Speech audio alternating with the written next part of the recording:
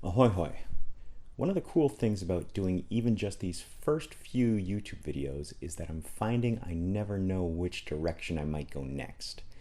I seem to have a plan for what I want the next video to be, but then based on the video I just shot, I'll notice a much bigger issue for me to tackle before moving on. That was the case with this video as well. I'm using natural sunlight coming through my living room window to light my videos. That's a pretty big limiting factor because some days it's raining and really overcast and I don't get much light, or even on the sunny days there could be intermittent clouds and the light keeps changing. Using sunlight also limits me to shooting during daylight hours, which kind of sucks for me since I'm naturally a nocturnal and I feel much more energized to do stuff at night. I also work during the day Monday to Friday, so that limits my shooting days to the weekends. And now that we're in the fall season and the angle of the sun is changing, I'm noticing it's getting progressively harder to get decent light for shooting. Alternatively, I've tried using the fluorescent ceiling light in my kitchen, but as you can see, that seems to have a bit of a nasty flicker and also generates a bit of an annoying hum. So in today's video, I'm going to attempt to solve my video lighting issues once and for all with the Neewer LED bicolor Flapjack Light. Originally, I was thinking about snagging an Aperture 120D Mark II with the Light Dome Mark II, which seems to be the light of choice for most of the YouTube filmmakers that I follow. I was a bit hesitant because it's a pretty expensive light for myself as a beginner who isn't really sure where things are going to go with this channel or for how long. Then I found one of Daniel Schiffer's videos where he makes his own Aperture 120D-ish type light using a cake pan, some LED strips, and some diffusion material. It actually looked pretty damn good for a homemade light. And one of the things I really liked about it is that it's an extremely thin and compact light, especially when compared to the Aperture 120D with the huge light dome softbox. Since my place is quite small, the smaller the light, the better. So I added all the materials I needed to make the cake pan light to my Amazon cart, and it came to a little over $100 Canadian.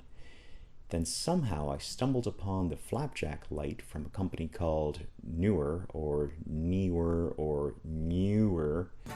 Lanolin? But essentially it looked like a professionally made version of Daniel's cake pan light, but it was even thinner and it was only $170 on Amazon.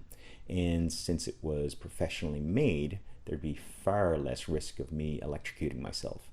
So I decided to go with that one, and here it is. This is the Neewer NL-360ARC.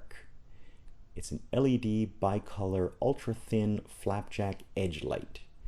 It comes in a padded carrying case, and it includes the light itself, a 2-part power supply, and a remote control. One thing to note is that on the website they say it's a 21-inch light, but it's actually only 18 inches in diameter from outer edge to outer edge.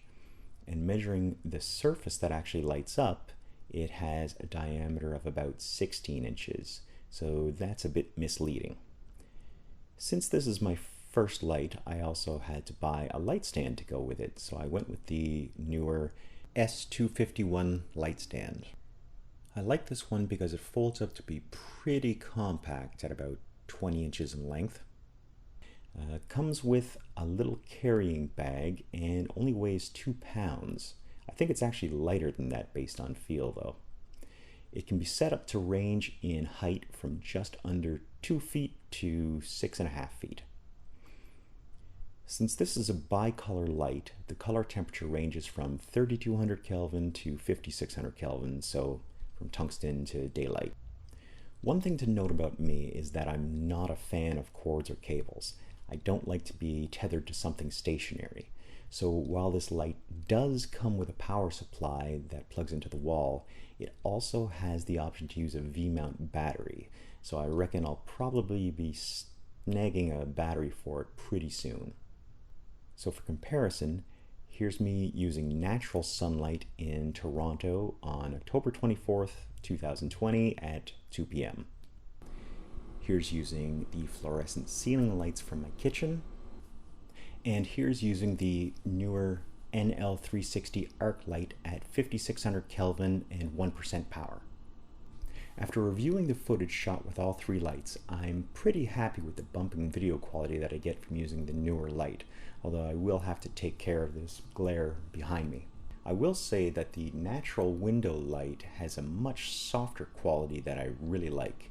The Neewer light is less diffused and actually looks like it adds more resolution to the video footage, if that makes sense. Like, it's much less forgiving because you can see all the blemishes on the skin extremely clearly.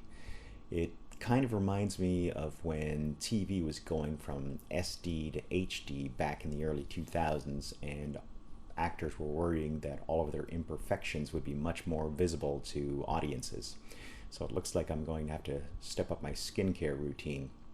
I also like that it seems to light my eyes better and adds those little catch lights to my eyes as well. My only complaint about this light is that it seems like it's a bit too powerful. It has a range from 1% to 100% power, and 1% still seems like it's a bit too much juice.